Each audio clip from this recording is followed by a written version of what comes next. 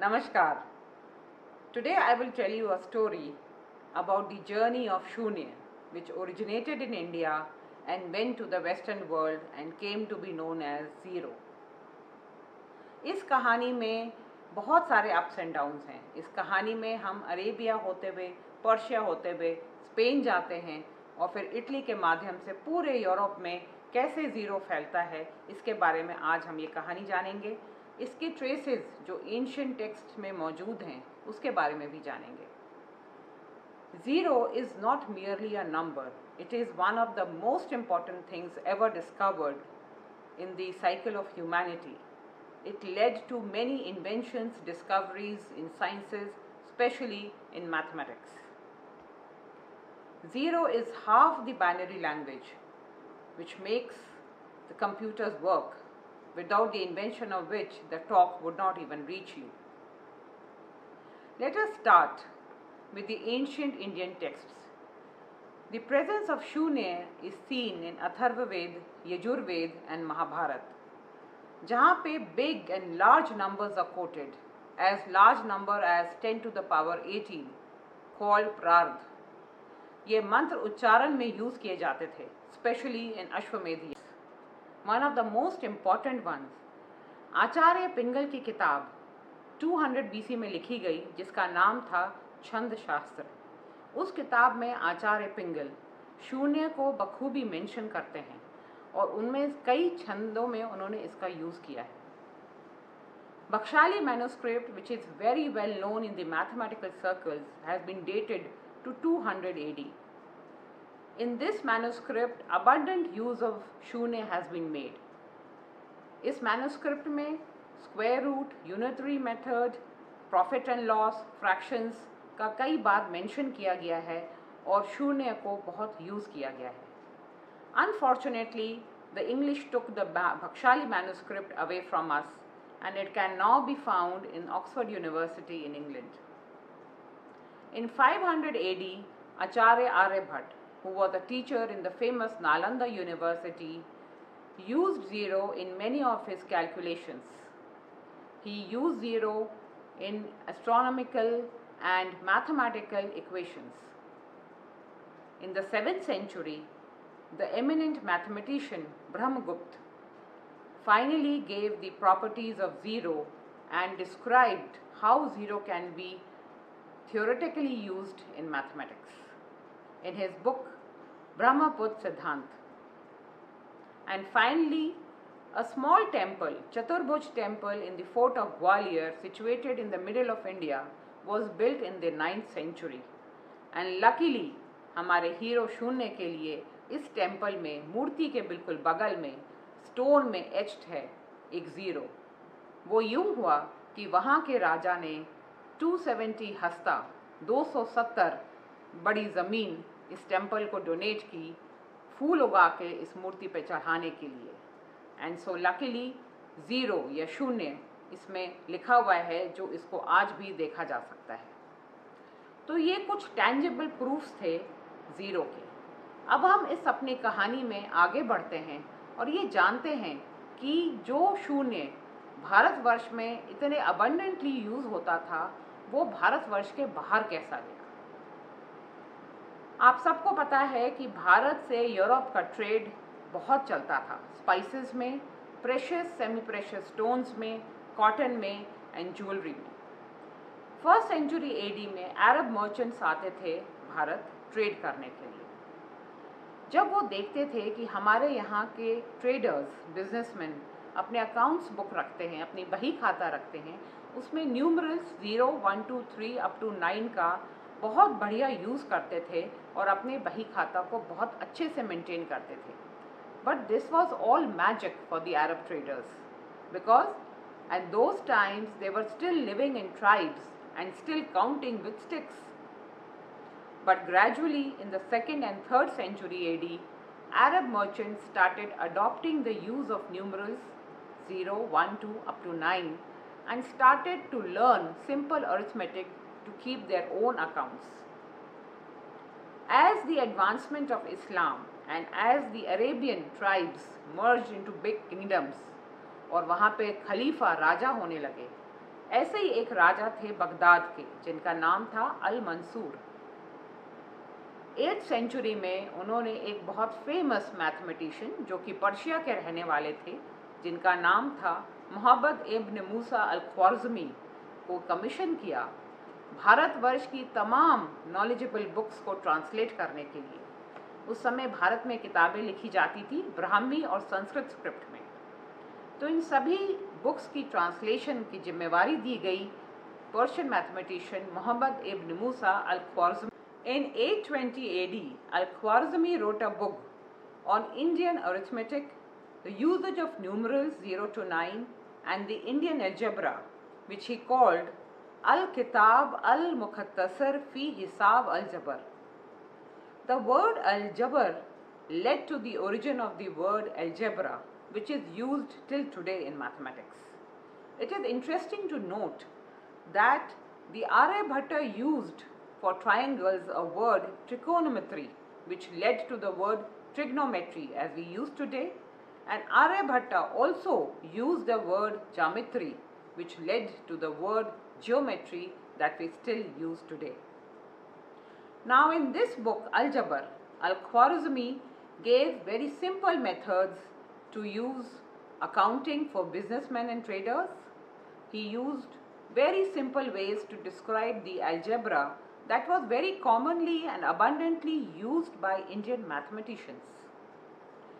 For Shunya, he used the word sifr, which in Arabic means empty space. Now, the hero Shunya of our story would have stayed in Arabia had it not been for the Arabic invasions of the rich land of Spain. Spain was in those times a very rich country. Its treasury was full of gold, which it had conquered from the South American kingdoms. So this gold of Spain attracted the Arabic invasions. In those times, जब एक राजा दूसरे राज्य पे चढ़ाई करता था तो पूरा काफिला चलता था और उस काफिले के संग चलते थे वहाँ के प्रीस्ट्स, वहाँ के बिजनेसमैन, मर्चेंट्स, नॉलेजेबल मैन, जो कि सालों साल लग जाते थे चढ़ाई करते करते। उस देश को जीत के वापस आते थे आर्मी को कई साल लगते थे। तो ऐसी ही एक आर्मी के संग अल-ख्वारिज़मी की बुक अल-जबर पहुंच गई Spain. And luckily for our hero शून्य, in those times in a city called Seville in Spain, large scale translations of Arabic books was taking place. Actually, there was an archbishop in Seville, in Spain, who thought that the majority of the knowledge was coming from East, from the Arabic world. And in those times, apart from the Bible, there was not much knowledge present in the Western world. So this Christian priest took it upon himself to do large-scale translations of Arabic books into Latin. And luckily, Al-Khwarizmi's book, Al-Jabr, got translated. It was called Algoritmo de Numero Indorum. It explained the method of using Indian numerals. And an interesting fact, मज़े की बात ये है कि for the next 300 years, this book was abundantly used in all European universities to teach mathematics. And this was called Modus Indorum. That means method of the Indians to use numerals. Now the word that was used for Shunya by the Arabians was cipher. When cipher reached Spain, in Latin it came to be known as cifra. One interesting fact is the word decipher that we use today means breaking of the secret code, and the word decipher comes from the Latin word cifra. शून्य का एक दूसरा पहलू भी है। जब शून्य Spain पहुंचा तो वहाँ पे जो लेस एजुकेटेड लैटिन मैन थे उनको शून्य या नंबर्स का यूज़ बिल्कुल समझ नहीं आता था। और एक नोटवर्दी चीज़ ये भी है कि उस समय यूरोप डार्क एजेस से उभर रहा था। Europe was just finishing the dark ages and crusades was going on between the Islamic rulers and the Christian rulers. So any knowledge coming from the Islamic side of the globe was looked down with suspicion. So they decided to call this Shunya, the use of which they could not understand, they decided to call it Zephyrium, which in Latin means the devil.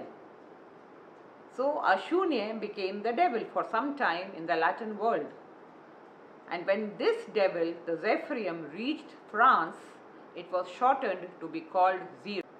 So we see that Shunya of Bharat went on to become Sifr in the Arabic world, and through the Arabic conquest it reached Spain, where it became Sifra and also Zephyrium. And as Zephyrium reached France, it finally became Zero. So this was in short the journey of Shunya to become Zero, and it took so many hundreds of years for it to become Zero, known as Fibonacci. As a young man, he used to travel with his father for business deals. His father was to do business with the Arabic merchants. During his travels, Fibonacci met an Arabic mathematician who taught him how to do magic with the Indian numerals 0 to 9. There he learned simple arithmetic, algebra, and the method to do accounts and bookkeeping. In 1202, he wrote a book, Liber Abaci, which used to explain simple ways to do Indian arithmetic, Indian algebra, and simple examples gave the use of the numerals 0 to 9. This book also became very popular in European universities for the next 400 years. Now the last journey or the last station that our hero Shunya is going to see is the advent of the printing press in Germany in 1440 AD. With the advent of printing press in Europe in the 15th century, all the books of Europe which were in Latin started to be printed in the local languages, and because of this mass production of books, the cost of books became very low.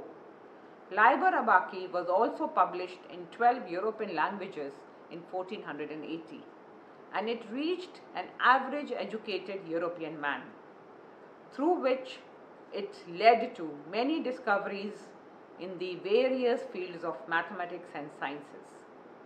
So we see the Shunya of India, which travelled all this way to reach Europe and became the basis of so many discoveries.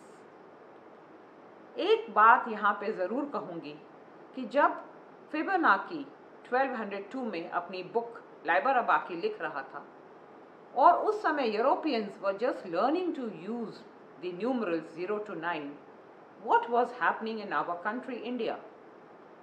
As we all know, the Nalanda University, which flourished from the 5th century AD to 12th century AD, where there were 10,000 students from India and abroad and 2,000 eminent teachers. In 1197 AD, Bakhtiyar Khilji, who was supposedly the king of Turkey, decided to burn Nalanda University. It is said कि Nalanda university की library 7 stories high थी और जब बख्तियार खिलजी ने उसको आग लगाई तो उसको जलने में 3 महीनों से ज़्यादा लगा. Unfortunately, when Europe was learning to count, the Indian education system was on the decline. I will end my story with the saying of the famous scientist Einstein, and I quote, "We will always be grateful to Indians who gave us the use of 0, without which no worthwhile discovery could ever be made." Unquote. Thank you very much. Namaskar.